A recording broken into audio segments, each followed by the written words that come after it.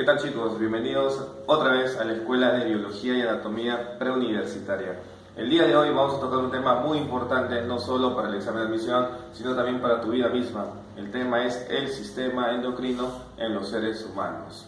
Entonces, vamos a empezar preguntando ¿para qué sirve el sistema endocrino? ¿Qué es el sistema endocrino? Entonces vamos a dar unas pequeñas respuestas que imagino usted debe tener dentro de las nociones que ha visto en la escuela. Por ejemplo, dígame usted, ¿para qué servirá el sistema endocrino? No, el sistema endocrino, como lo hemos puesto aquí, básicamente que está formado por glándulas endocrinas cuya función es principalmente mantener la homeostasis corporal. Si usted recuerda su primera clase de biología de la academia, tal vez su primer veranito, hace más o menos unos 3 o 4 años atrás, recordará esta palabra, homeostasis. ¿Qué significa homeostasis? Homeostasis significa equilibrio del medio interno con respecto al medio externo. Entonces el sistema endocrino, al estar formado por glándulas endocrinas, va a intentar mantener ese equilibrio corporal. Ahora, profe, ¿qué serán las glándulas endocrinas? Recuerden que las glándulas endocrinas se encuentran formadas por tejido epitelial glandular. Las glándulas endocrinas, mira, aquí hemos hecho un esquema para representarlo, están formadas por tejido epitelial, por una porción secretora, a la cual se le conoce adenómero. Profe, es la porción secretora de la glándula. Y yo le pregunto, ¿por qué se llamará endocrino? No, endo, ¿qué significa? Hacia adentro. Entonces, ¿qué va a suceder? Que lo que secretan las células del adenómero, este producto de secreción, va a ir exactamente hacia el interior del cuerpo. ¿Pero hacia dónde, profe, exactamente? Exactamente se va a vertir hacia los vasos sanguíneos. Y los vasos sanguíneos se van a encargar de llevar esos productos de secreción hasta los órganos o las células blanco, células diana, que son muy específicas. Profe, entonces se llama sistema endocrino, se llama glándula endocrina, porque el producto de secreción se vierte en los vasos sanguíneos que los transportará, los distribuirá hacia las células diana o blanco, donde dicho producto hará su acción. Pero, profe, ¿y qué producto es el que van a secretar las glándulas endocrinas? O sea, el producto se llama hormona. O sea, exclusivamente las hormonas van a ser producidas por este tipo de glándulas. ¿Y qué será una hormona? Como hemos escrito aquí, una hormona es un mensajero químico que actúa en muy bajas concentraciones y que son muy específicas. Actúan, como hemos puesto acá, en células blanco o células diana. ¿Cuál será su función? La función es que modifican la actividad celular. ¿Qué significa esto? Que estimulan o inhiben lo que la célula realiza. No es que la hormona cree una nueva función en la célula, no. Simplemente o la estimula o la inhibe. Un ejemplo, supongamos que esta celulita es una célula de la glándula mamaria de una mujer que acaba de tener un bebé. Entonces, evidentemente, la glándula mamaria de una mujer que tiene recién un bebé se va a encargar de producir leche. Esa es su función. Ahora, cuando el bebé succiona el pezón, ¿qué es lo que sucede? El cerebro de la mujer produce una hormona, específicamente la hipófisis de la mujer produce una hormona, se llama prolactina, la cual llega a la célula de la glándula mamaria y le dice: oye, célula, produce más leche. Y la célula produce más leche, generando que el bebé pueda nutrirse. Entonces, ¿qué es lo que está haciendo la hormona? Estimulando su acción de esa célula. Por lo tanto, la función de las hormonas es modificar la actividad celular. O la estimulan o la inhiben. Ahora, hay una clasificación de las hormonas que usted debe recordar. Según su naturaleza química, las hormonas pueden ser proteicas, lipídicas o derivadas de aminoácidos. Por ejemplo, si son proteicas, tenemos un par de hormonas que usted debe recordar. Tenemos a la insulina, por ejemplo, al glucagón, por ejemplo. Ya veremos a lo largo del video qué función cumple cada uno. Si son lipídicas, por ejemplo, tenemos a las hormonas sexuales, la testosterona, los estrógenos. Y si es que son derivadas de aminoácidos, tenemos, por ejemplo, a las catecolaminas. Catecolaminas como, por ejemplo, a la adrenalina y a la noradrenalina.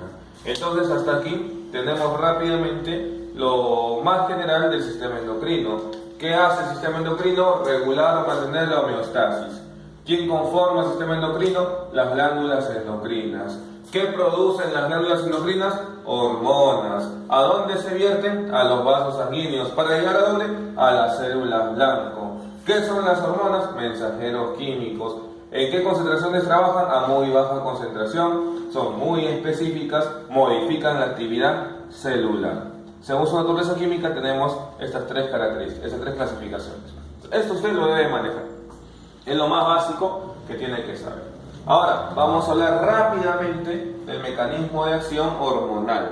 El mecanismo de acción hormonal lo vamos a detallar de dos tipos, ¿no? Vamos a ver el mecanismo de acción de hormonas liposolubles y de hormonas hidrosolubles.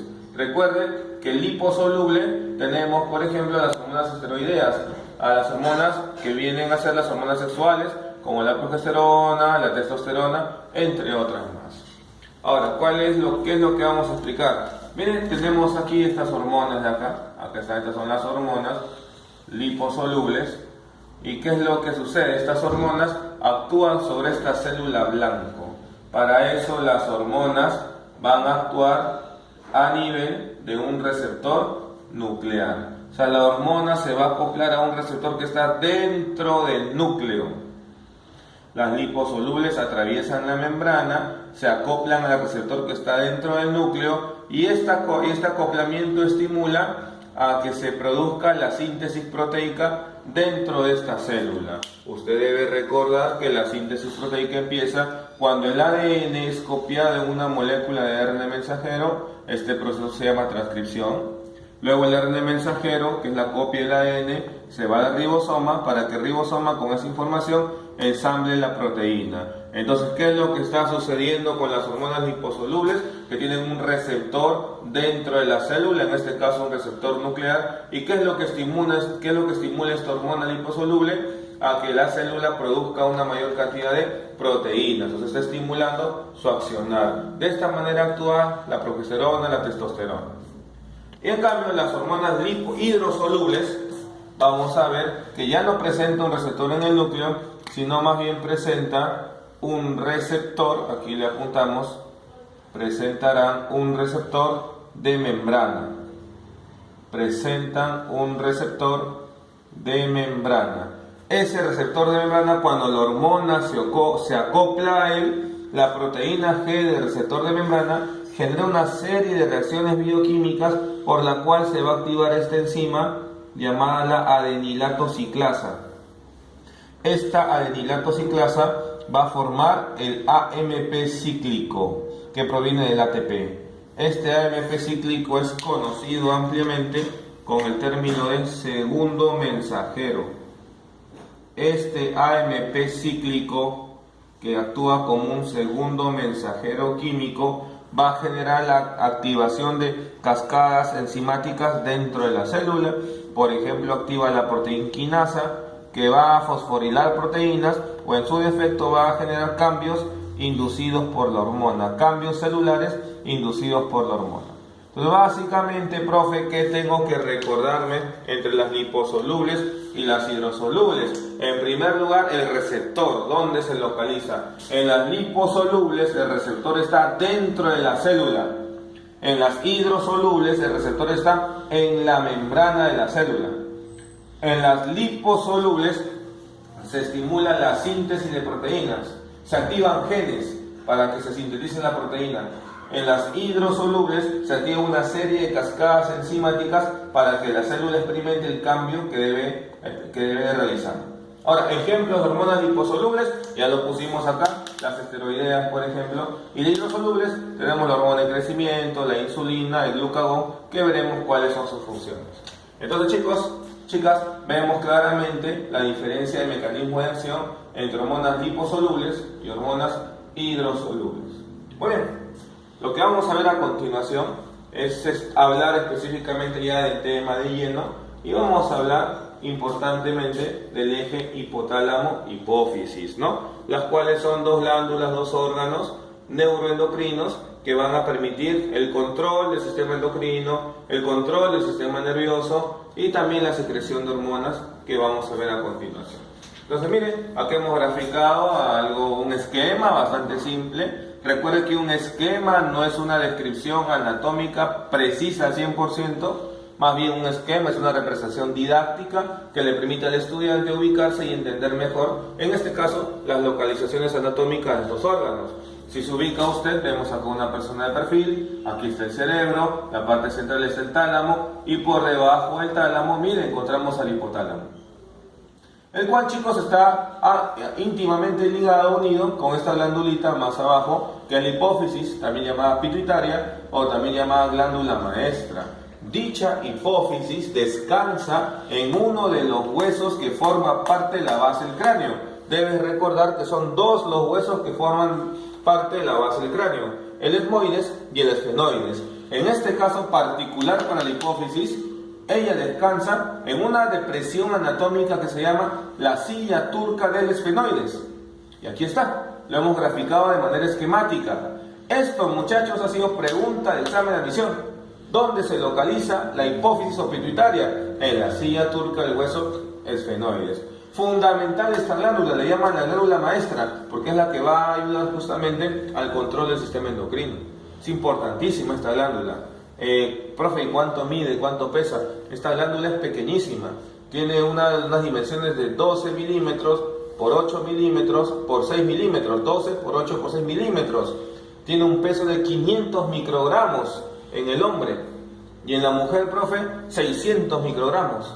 Y si una mujer multípara que ha tenido más hijos o varios hijos, tiene un peso de hasta 700 microgramos. Va a aumentar de tamaño el vocálico y luego veremos por qué. Entonces vamos a ver claramente que hay una relación no solo anatómica, sino también fisiológica entre el hipotálamo y la hipófisis. Profe, ¿qué hace el hipotálamo? Recuerda usted que el hipotálamo es una glándula nerviosa, endocrina, que regula la homeostasis corporal. ¿Qué regula? La temperatura corporal. Cuando usted siente frío, mucho frío, supongamos son las 5 de la mañana, tienes que irte a estudiar, te toca tu baño semanal, ¿no? ¿Qué es lo que vas a hacer? Profe, me baño, pues, ¿no? Abre la ducha, no tiene terma, ¿y qué ocurre? El agua sale a temperatura ambiente, 15, 14 grados, tu temperatura corporal está a 37, de a poquitos te vas metiendo al agua fría, hasta que agarras valor y te metes de frente al agua fría.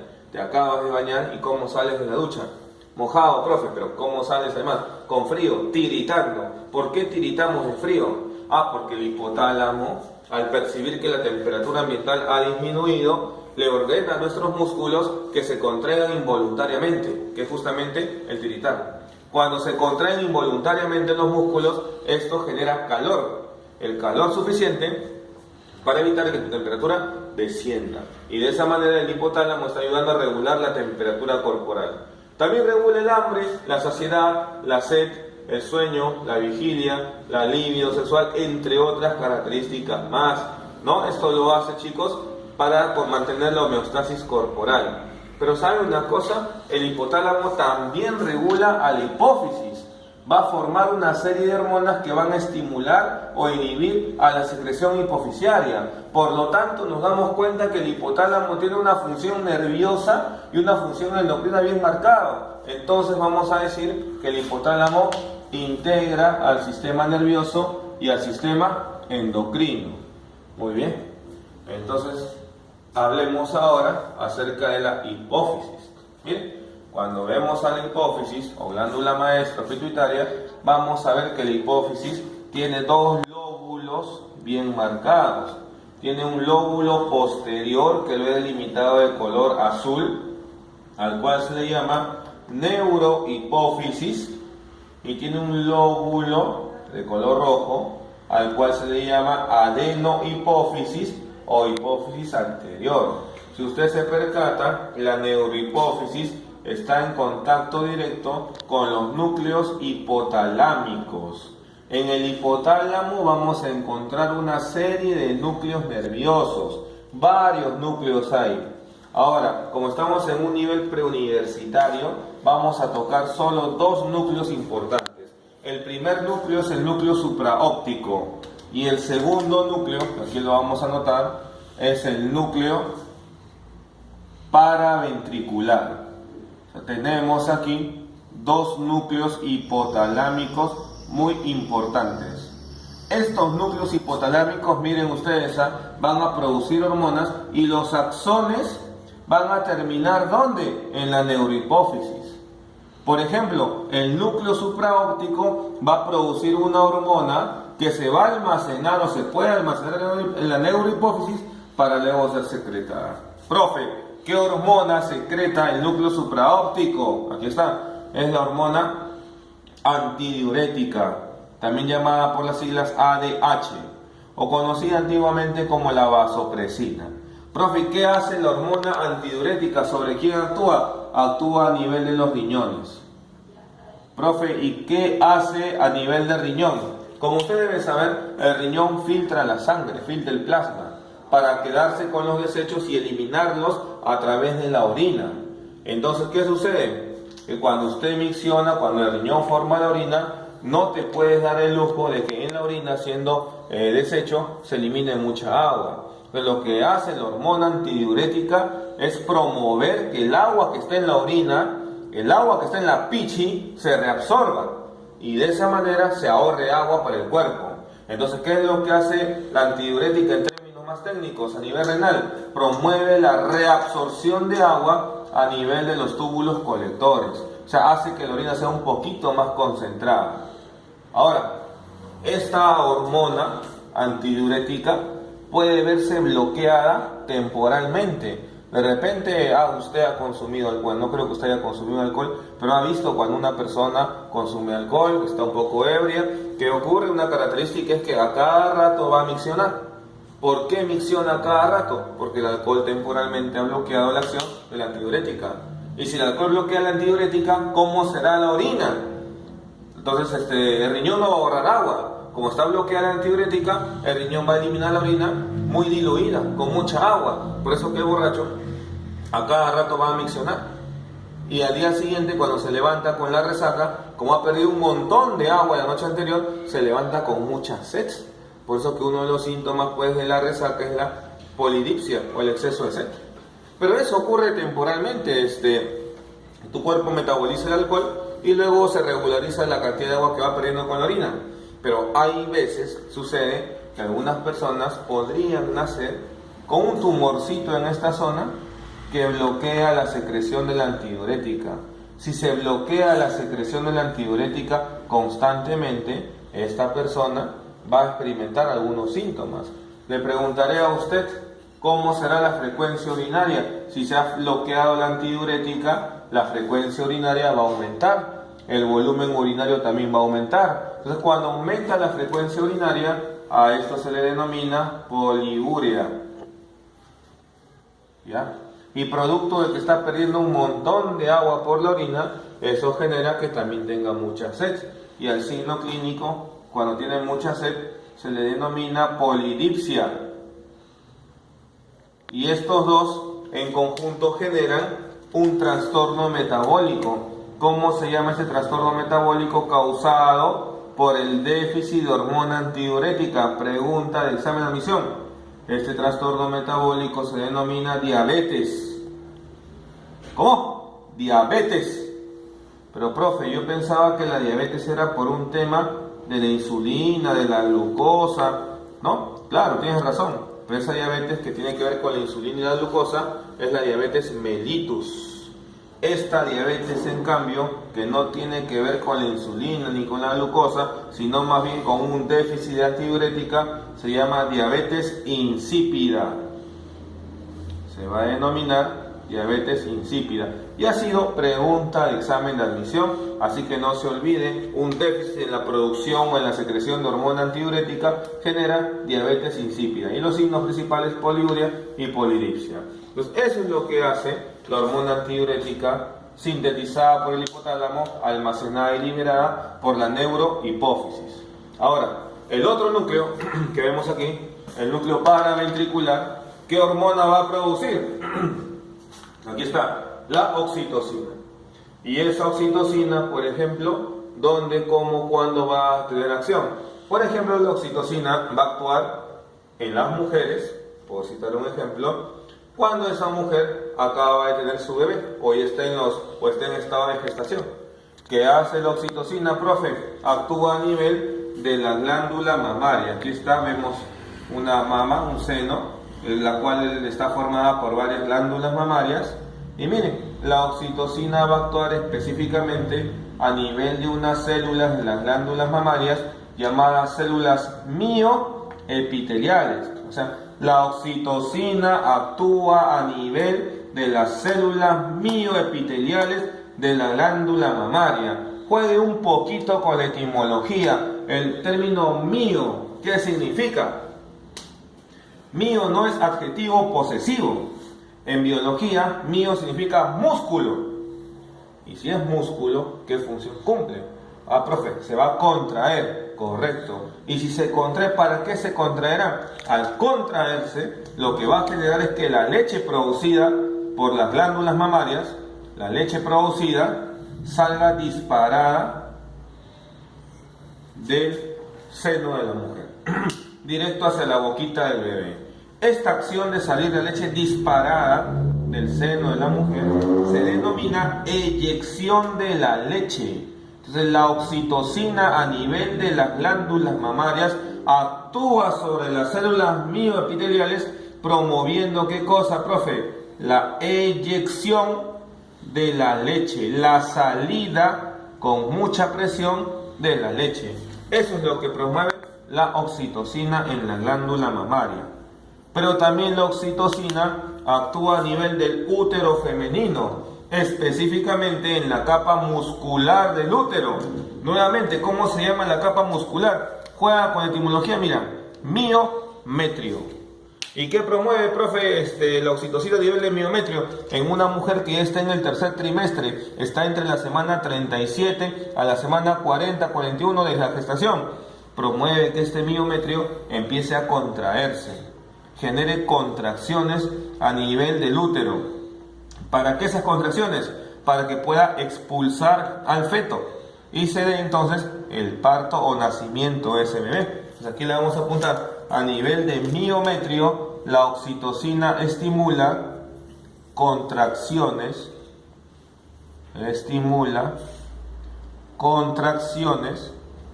durante el parto. Entonces, importantísimo la oxitocina en las mujeres porque permiten la eyección de la leche y permiten la estimulación o las contracciones durante el trabajo del parto. Entonces ya tiene usted las dos hormonas hipotalámicas que se almacenan en la neurohipófisis y se secretan y ya tiene usted las funciones. Muy bien, ahora hablemos acerca de la adenohipófisis. La adenohipófisis, que es el óvulo anterior de la hipófisis, ocupa los 2/3 del volumen de esta glándula, es más grande, tiene una variedad de células.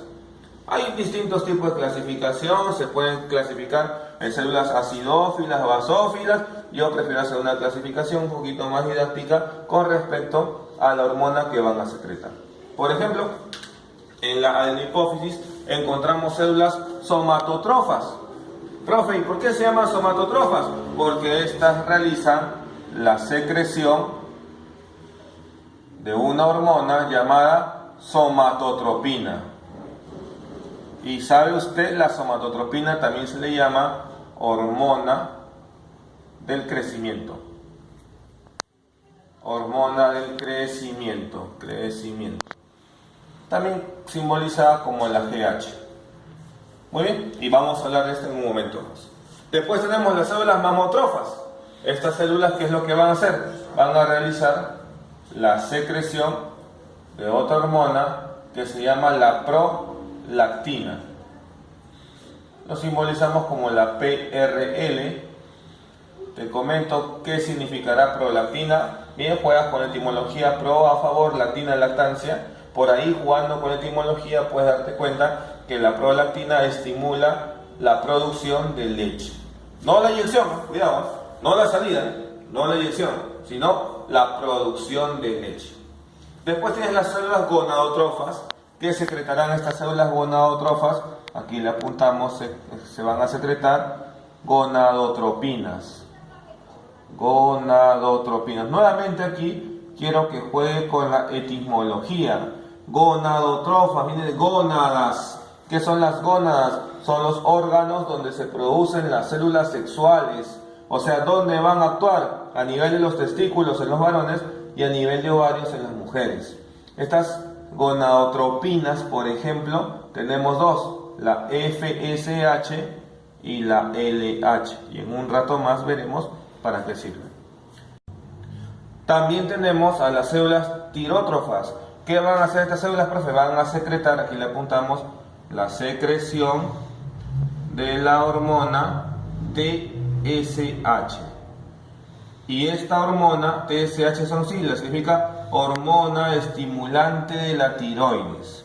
Y vamos a explicar esta función junto con las demás funciones de las hormonas de la adenohipófisis en el siguiente video, no se olviden.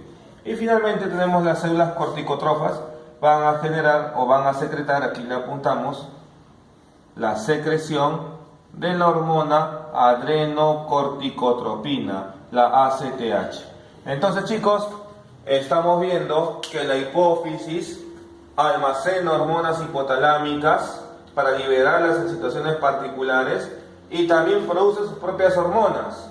Almacena las hormonas hipotalámicas en la neurohipófisis y la adenohipófisis produce sus propias hormonas, las cuales veremos en el video siguiente.